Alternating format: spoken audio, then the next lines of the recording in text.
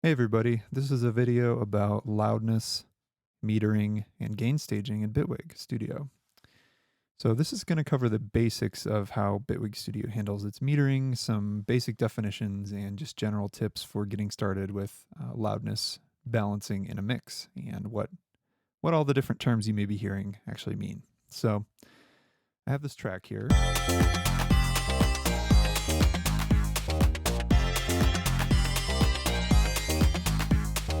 Not really a track, more of a loop, I guess. But this has, standard elements, drums, percussion, bass, and then like this pad sound. And one thing you'll notice right off the bat is the difference in transient sound, like percussion, versus a bassy sound, and how that's reflected in the meters. So this percussive sound here, just little percussive hits, you'll notice that the peak level, could turn it up a little bit. Peak level is this little line here. And what that means, the peak level is the maximum instantaneous loudness relative to dBFS or dB full scale, decibels full scale, which is basically like in digital audio, that means relative loudness from the maximum possible representable loudness. Bit of a tangent, but that's usually related on the ultimate bit depth, the export depth. In a DAW, this is just a reference because DAWs, for the most part, including Bitwig Studio, use floating point representations of audio signals. So 0 is basically the 1. You can consider that a value of 1 if it's at 0 dB. And then everything below that, instantaneous peak level decibels would be, a decibel measure of the difference between the current instantaneous level and 1. So minus infinity being 0. And if you don't know how decibels work, it's a logarithmic scale. There's a lot you can read about that. I'm not going to cover it, but basically, minus every 6 decibels is half of a linear amplitude. So minus 6 dB would be 0.5 if 0 dB is 1. So when you're seeing peak levels, that's the max instantaneous level of the signal. So for very transient sounds, that's going to jump up and down quite quickly as the transients hit. You can see that here. It has a decay fall off. Usually meters will decay a little bit more slowly than what the instantaneous measure, because if it were instantaneous, you wouldn't be able to see it. It would be just so fast. So that's more of a tool for visualizing it than anything else. And then the other level reading that you're seeing here, this full bar, that's the RMS level. RMS is root mean square, and what that is proportional to the sustained energy in a signal over a longer period of time.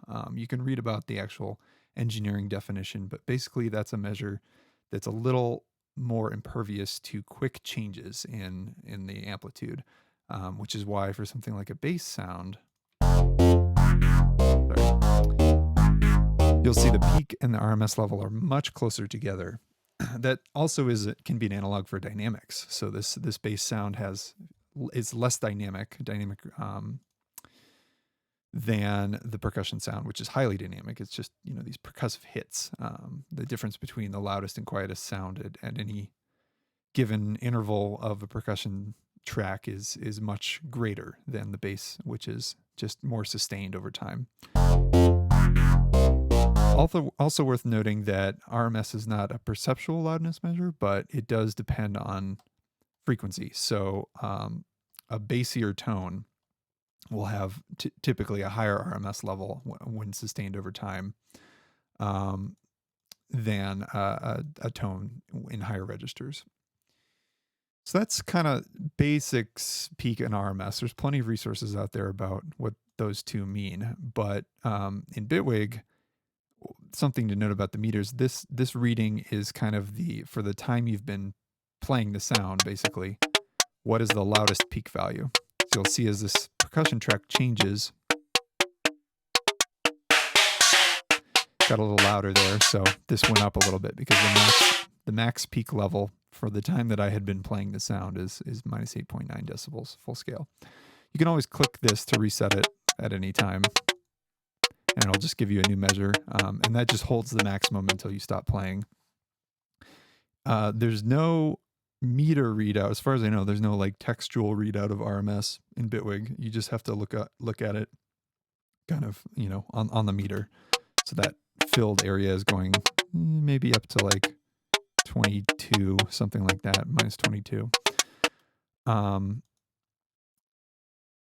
Yeah, so when you're mixing, generally, Bitwig Studio, I think, is a little more helpful here. It encourages a lot of headroom. What headroom is space between the maximum level representable in your final mixdown, which is 0 dB full scale, and the max peak level or sustained RMS level. So for this percussion track, you'll see I've got, if my maximum was around minus 9 decibels, that means I have 9 decibels of headroom in this track. And Bitwig color codes its meters so that they start turning orange and red kind of around, let's see. Yeah, you can see it's yellow around minus 20 decibels, which is a ton of headroom. And it gets orange around minus 12. So by default, if you're just looking and seeing like, oh, how red is this meter? Bitwig gives you a lot of headroom when it starts to turn orange or red. Generally speaking, I would consider that a good thing. And where this can be confusing is if you're comparing your mix, you've got all your levels kind of.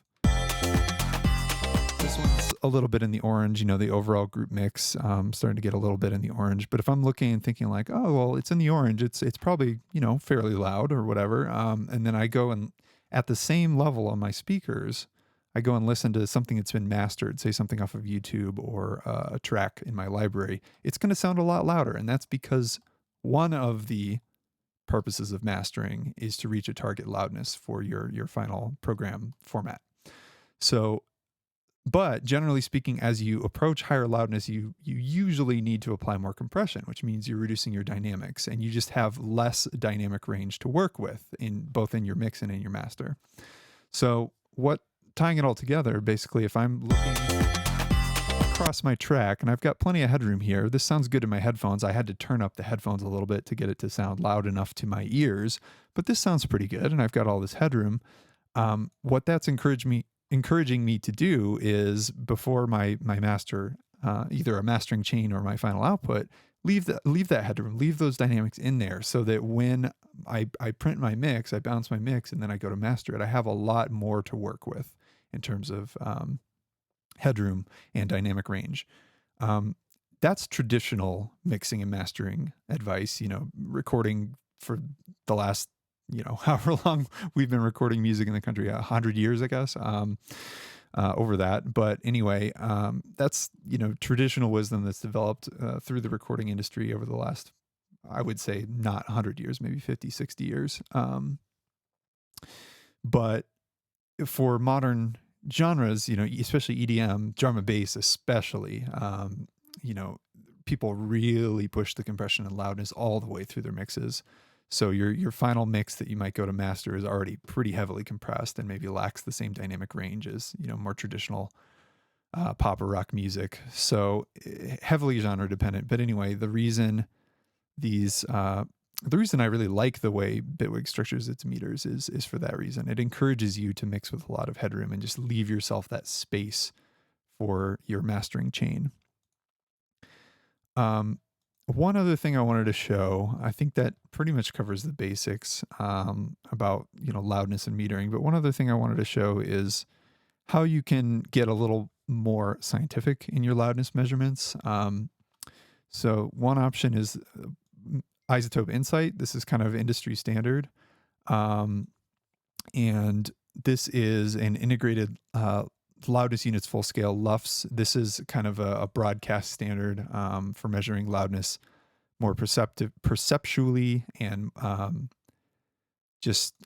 not an expert in this area, but I think LUFS being the broadcast standard just allows it to more precisely measure perceived loudness and set standards for broadcast. So, you may, if you're producing a mix for a particular platform or, maybe to broadcast over TV or streaming or whatever, you can learn about the loudness targets that various platforms recommend, and you can mix to that. For broadcast, I think it's also legal requirements for film and TV and things like that. But for music, if you're producing music, each platform has like a target loudness that when you upload your music, they will apply a loudness pass in many cases to reach that target loudness. So if you're already aware of that, you can kind of compensate. And iZotope has some great articles on this as well. So you can see here, my loudness for this track currently is stabilizing around -14, and I started talking, so that changed it. But anyway, this is, I won't talk too much more about this. This is a plugin. It's paid. There's, I think, Insight 2 now. This just gives you a ton of stuff. You've got a stereo meter, a loudness relative to spectrum, which is pretty cool. You know, you can configure it to kind of show as deep as you want to go with your loudness measurement. A free option that I like is Voxengo Span. This is a highly configurable spectrum analyzer as well as a loudness meter. So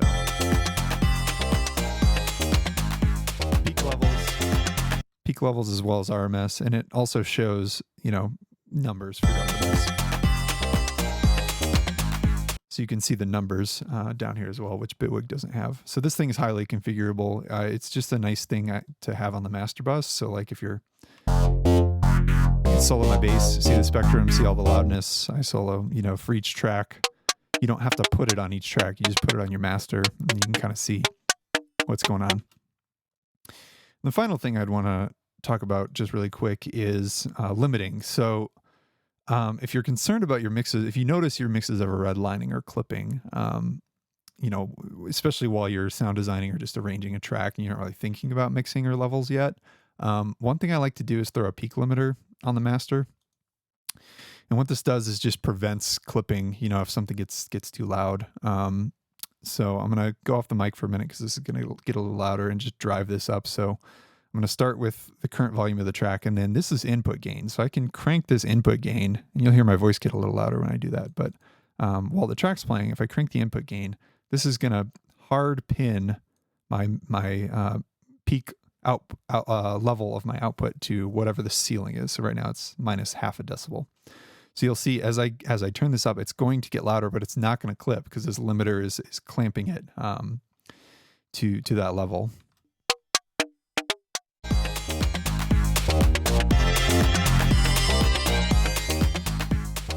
And it does start to get really distorted. That's the thing about limiting. You know, you have to be really careful how hard you drive a limiter. Usually you would stage compression and EQ and things before you apply a limiting pass to achieve your target loudness in mastering. That's out of the scope of this video. But anyway, a limiter is just a really, really hard compressor. It's an infinite ratio compressor with usually a very fast attack time. So what that'll do is just make sure that your audio never gets above whatever your ceiling is.